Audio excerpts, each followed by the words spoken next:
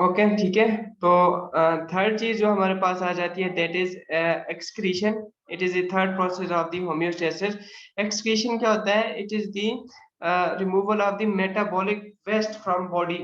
अब metabolic waste like ammonia है, urea है, जो आपकी बॉडी में है इंटरनली, अगर वो भी आपकी बॉडी में ज्यादा हो रहे हैं तो मीन कि वो आपकी बॉडी के लिए डिस्टर्बेंस क्रिएट करें, आपकी बॉडी को इफेक्ट करें, because urea and ammonia toxic component, तो वो टॉक्सिसिटी कॉज करते हैं। अब उनका एलिमिनेट होना आपकी बॉडी से इंपॉर्टेंट होता है ताकि आपकी इंटरनल कंडीशन क्या हो, इक्विलिब्रियम स्टेट में जाए, कि वो नॉर्मल स्टेट में जाए।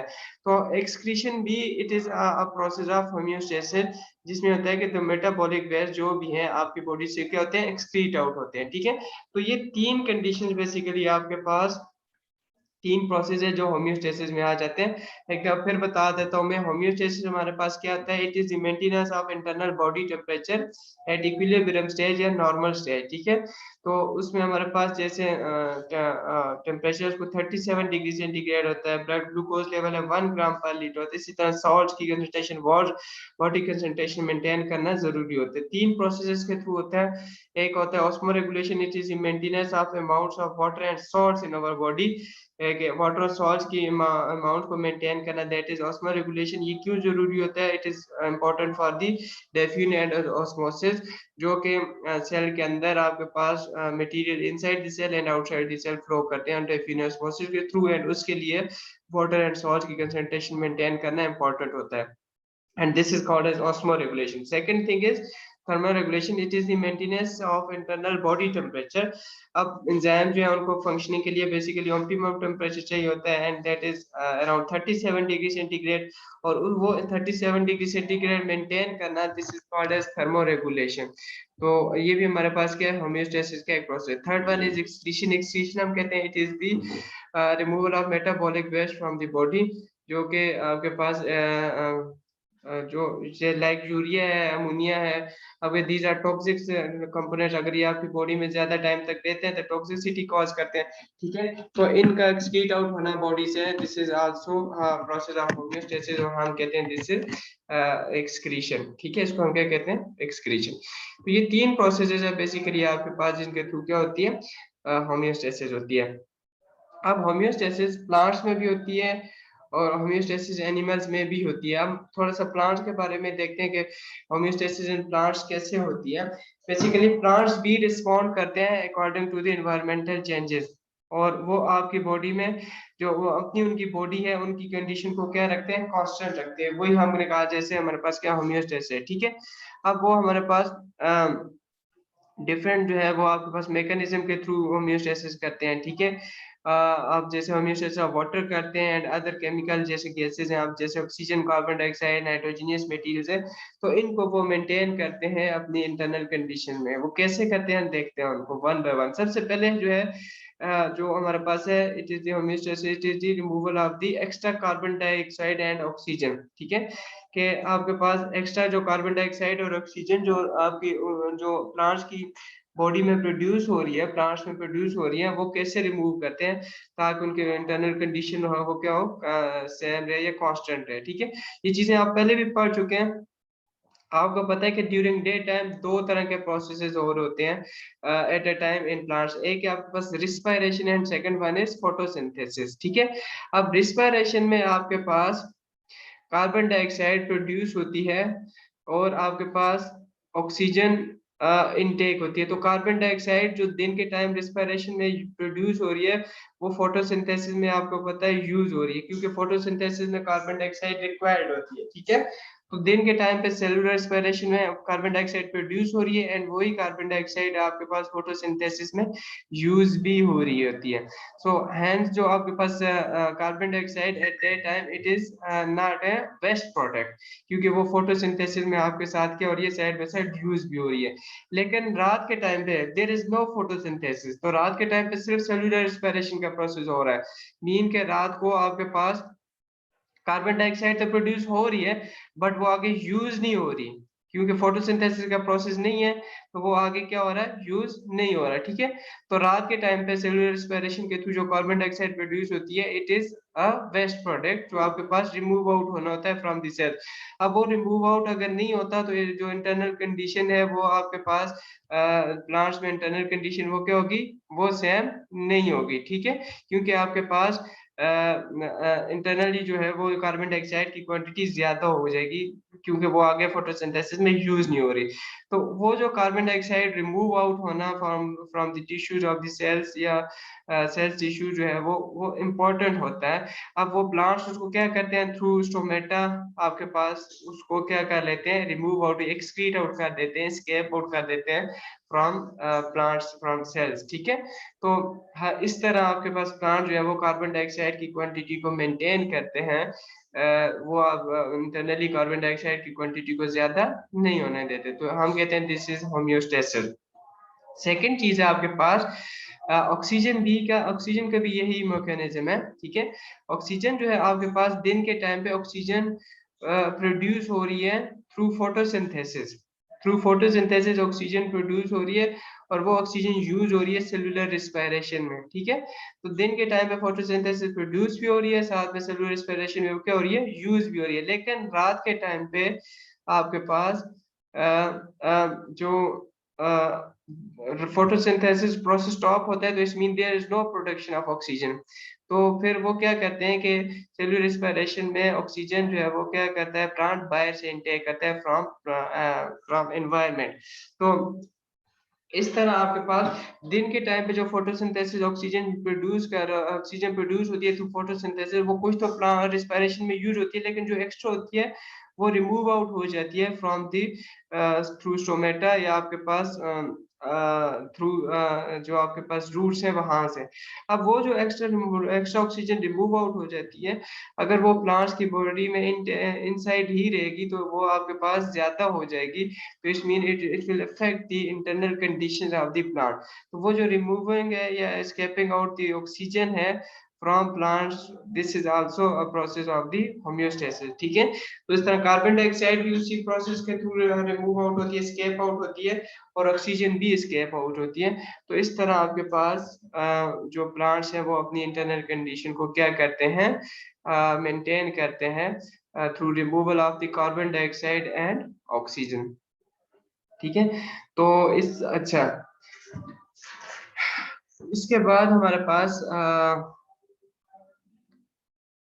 मेरे ख्याल में आज के लिए काफ़ी है। ठीक है, तो ये चैप्टर हमने इस वीक में कवर करना है, तो हमारे पास थोड़ा सा टाइम है। अच्छा, थोड़े से मैंने आपसे क्वेश्चन करना है, वन बाय वन मैं अनम्यूट करूंगा और मुझे पता चले कि आप लोग सुन भी रहे हैं या नहीं सुन रहे, या वैसे ही आपने क्लास ली हुई है तो बस सुन नहीं रहे। ठीक है, तो सबसे पहले मैं अरमोगान, जी अरमोगान, आपको आवाज आ रही है मेरी?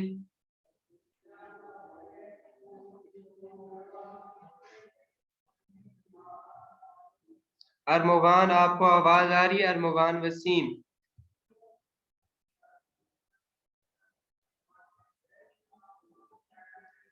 ओके, इसका मतलब है अरमोगान जो है वो नहीं सुन रहे हमें। ठीक है, उसने अच्छा, एक में ये नाम नोट कर।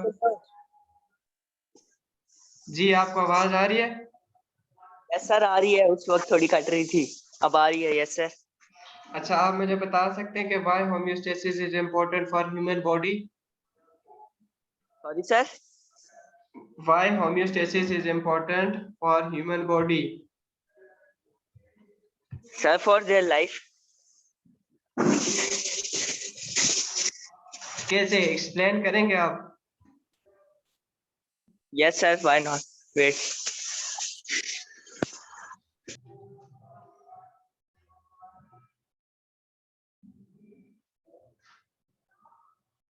जी अरमोगान, आपसे क्वेश्चन पूछे है मैंने।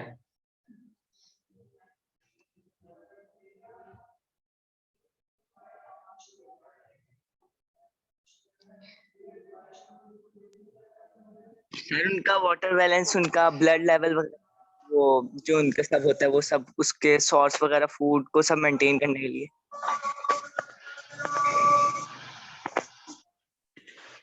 आपने क्वेश्चन मुझे आंसर सही नहीं दिया। सर आपकी आवाज कट गई। मैं कह रहा हूँ आपका जो आंसर है वो मैं सेटिस्फाई नहीं हूँ कि आपने मेरा क्वेश्चन पूछा है why it is important, why homeostasis is important for human body.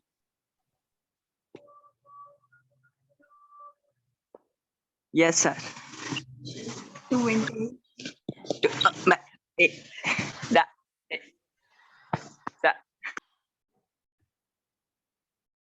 Okay ठीक है, छोड़ें इसको। जी अली जैन, आप, आवाज आ रही है आपको मेरी?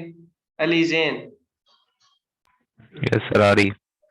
आप बता सकते हैं कि how thermoregulation helps in the homeostasis? क्या चीज सर, रिपीट करें। How thermoregulation helps in homeostasis, कैसे थर्मोरेगुलेशन हेल्प करती है होम्योस्टेसिस में? क्योंकि ये सर इंटरनल बॉडी टेम्परेचर को मेंटेन करती है। इससे यानी जो बॉडी का टेम्परेचर होता है वो मेंटेन रहता है। हाँ ठीक है। जो थर्मोरेगुलेशन है ये क्यों इम्पोर्टेंट होता है, आप बता सकते हैं? सर क्योंकि अगर बॉडी का टेम्परेचर सेम रहेगा तो एंजाइम भी सही वर्क कर सकेंगे, यानी मेंटेन रहेगा। यस बिल्कुल, एंजाइम को बेसिकली ऑप्टिमम टेम्परेचर चाहिए होता है, तो उसके लिए थर्मोरेगुलेशन इम्पोर्टेंट होता है। ठीक है, थैंक यू। Thank you. जी चौधरी महाज, आपको आवाज आ रही है? Yes sir. आप मुझे बताएं what is osmoregulation? Osmoregulation ये सर जी मेंटेन रखता है अमाउंट ऑफ वाटर और साल्ट को बॉडी में। And why it is important? Yes sir. Why osmoregulation is important? Sir जी आपकी आवाज नहीं आ रही। मैं कह रहा हूँ ऑस्मो रेगुलेशन क्यों इम्पोर्टेंट है for our body?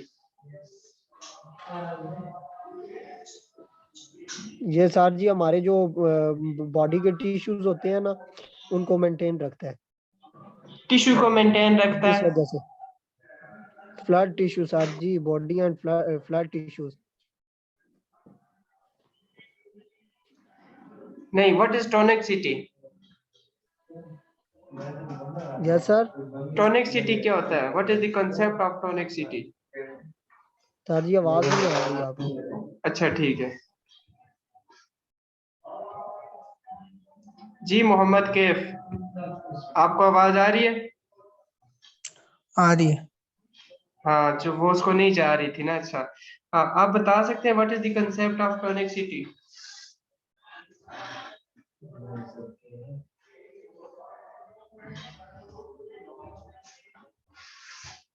Mohammad Kaif, what is the effect of tonicity, concept of tonicity? Tonics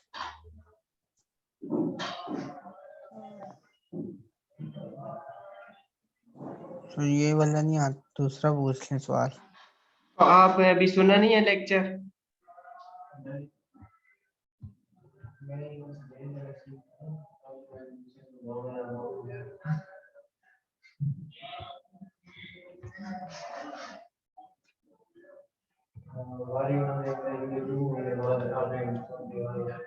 जी क्या आपको आवाज आ रही है?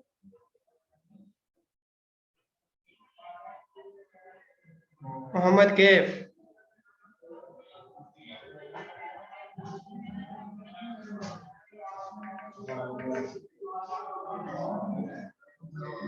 ओके ठीक है, नहीं आती। अच्छा, टॉनिसिटी में फिर आपको बता देता हूँ। टॉनिसिटी बेसिकली आपने नाइन्थ में पढ़ा भी है, तो हम कहते हैं it is the concentration of solution as compare to between two solution. जो आपके पास कंसंट्रेशन होती है, हम कहते हैं एक सॉल्यूशन के हम कंपेयर करें दूसरे सॉल्यूशन को, हम कहते हैं दैट इज कॉल्ड एज टॉनिसिटी। जो हाइपोटोनिक एंड आइसोटोनिक कंडीशंस हमने पढ़ी थी कि अगर सोल्यूट की कंसंट्रेशन किसी सॉल्यूशन में ज्यादा होती है तो हम कहते हैं दैट इज हाइपरटोनिक सॉल्यूशन, और अगर किसी सोल्यूट की कंसंट्रेशन किसी सॉल्यूशन में कम होती है तो हम कहते हैं that is hypotonic. And third one, अगर सोल्यूट की कंसंट्रेशन नॉर्मल है तो हम कहते हैं दैट इज आइसोटोनिक कंडीशन। तो इससे हम कहते हैं this is concept of tonicity. जी हारिस, आपका क्वेश्चन है कोई?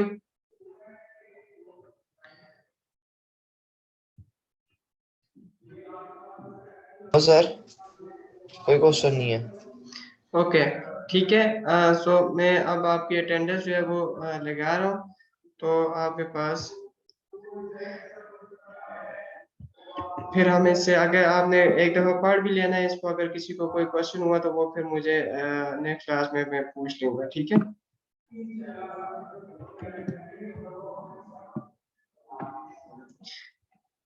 ओके ठीक है, अटेंडेंस आपकी होगी है। So this is it for today. हाँ इंशाल्लाह इसके बाद 5 मिनट के बाद आपकी क्लास नेक्स्ट स्टार्ट हो जाएगी। See you tomorrow, till then अल्लाह हाफिज।